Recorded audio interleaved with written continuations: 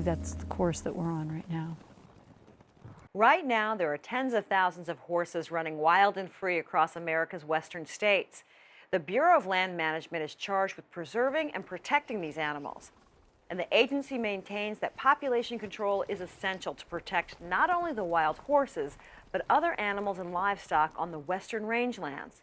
The Bureau of Land Management consistently disputes the charge that it is managing the herds into extinction. A BLM spokesman told us the roundups are necessary because herds grow at an average rate of 20% a year. We can't let one, say the horse, impact everybody else by taking all the feed, all the water, do damage to that habitat.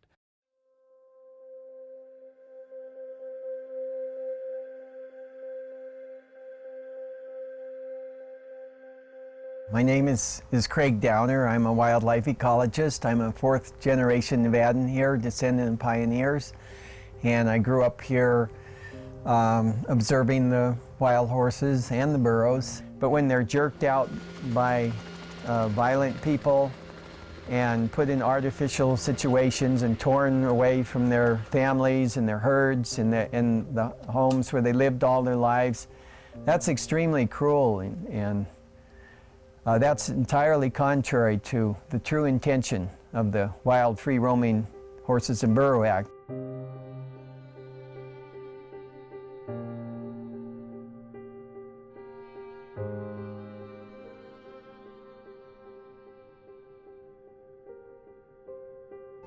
These horses are being removed because we have what's called multiple use on public land. Well, the horses are our primary user on 10% of public land. Teeny tiny little piece. So what's the big deal?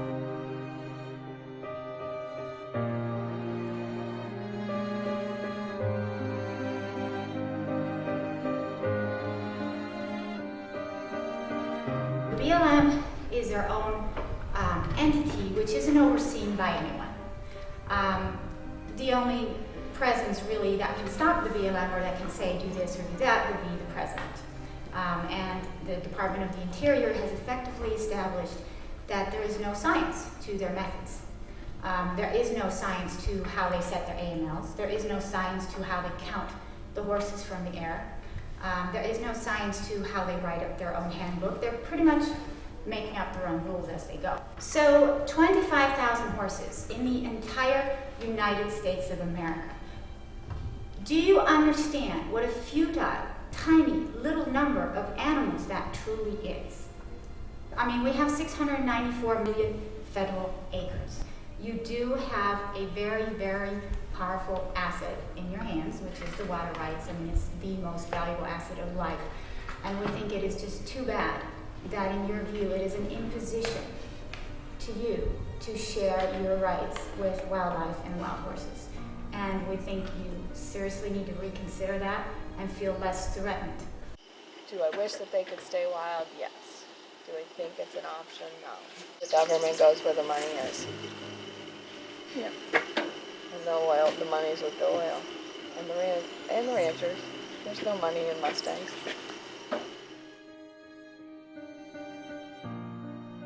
The federal government is under fire tonight for allegedly mistreating thousands of beautiful, majestic wild horses in an aggressive roundup.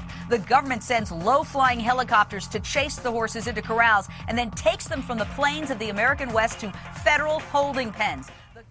They have begun to really eliminate the wild horse and burros and try and discredit and eliminate them, taking a very negative approach. And these interests have gotten their people into the positions of authority.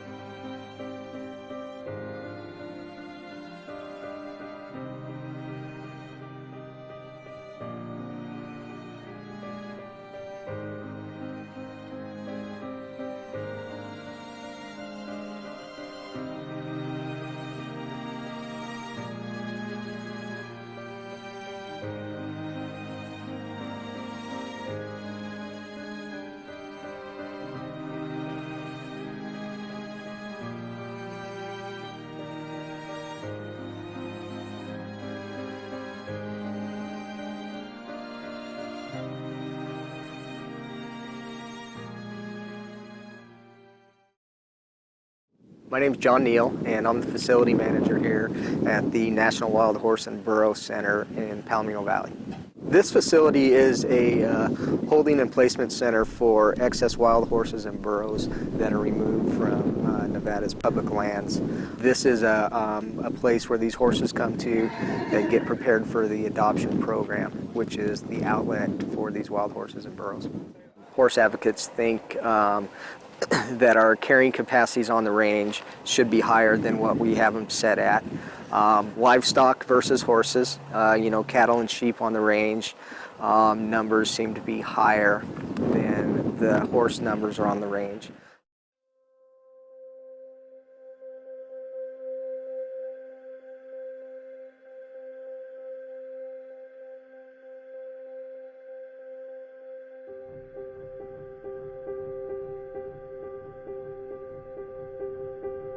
I mean, everything they are changes in an instant.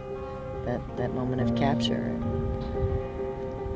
and then they've got to become whatever it is we want them to become. I mean, and this beautiful Roni stud here in the end.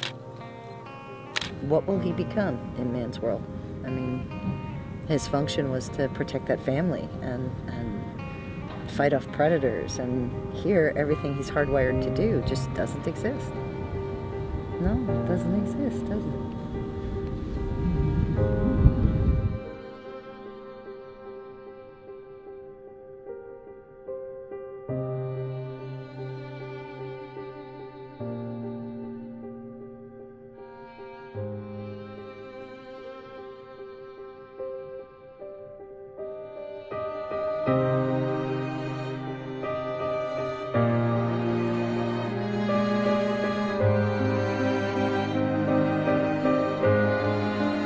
During your last meeting, one of your current board members publicly stated that horse slaughter was the answer to the holding solution.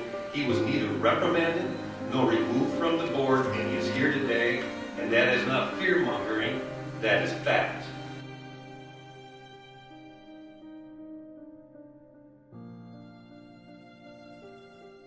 The one I'm really interested in is one coming up on the birth control gather. That's what I was hoping they should be doing with our tax dollars, instead of putting all these horses in holding facilities for the rest of their lives and never giving them a chance to be a horse anymore.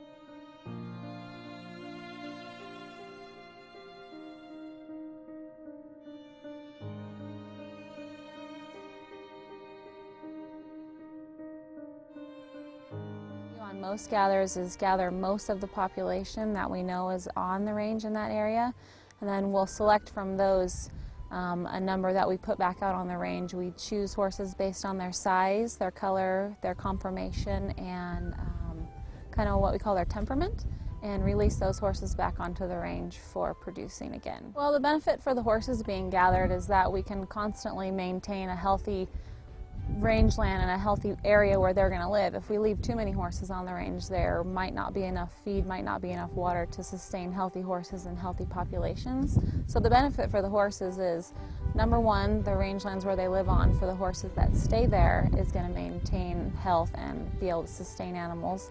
Number two, for the animals that do come in off the range, our goal is to get them adopted and put into private care, which is a positive for them also.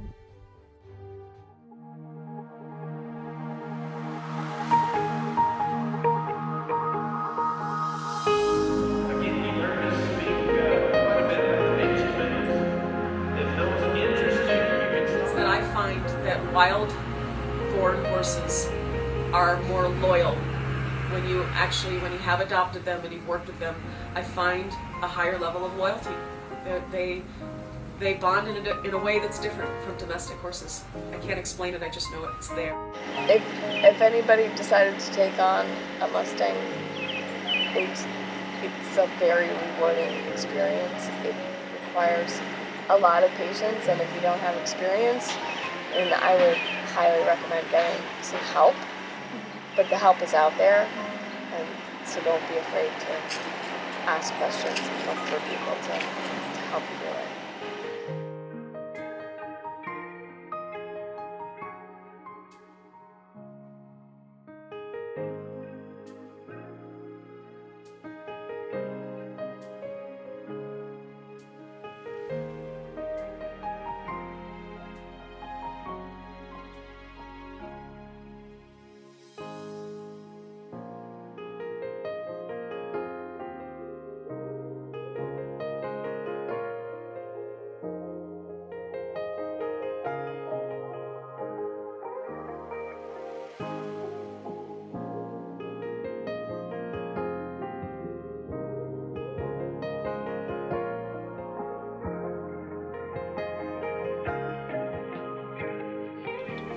the adoption that me and my brother both went to, and I studied them, and I went to each pen, and then it finally got down to the last day, and I saw her, and I walked over to her, and I just sat down, and then she just came over to me, and I normally wasn't gonna get a horse for this. It was just gonna be Reed, but I sweet-talked Dad into doing it.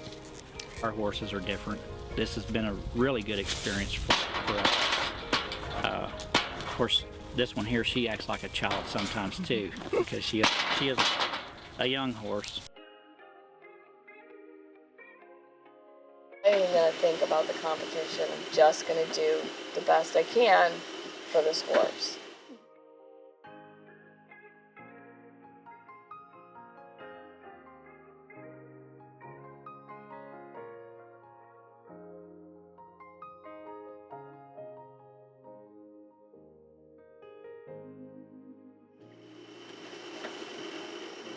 If I can help to educate a horse in a way that it is useful and saleable, then I'm improving their chances of surviving in the human world.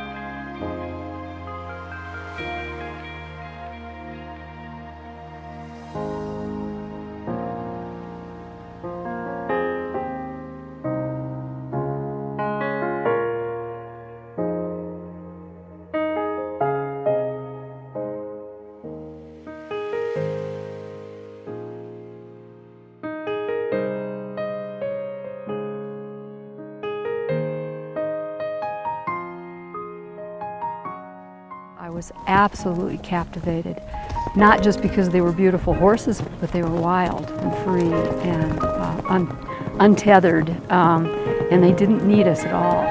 And they could do everything on their own in their little society, and I was just captivated, and still am.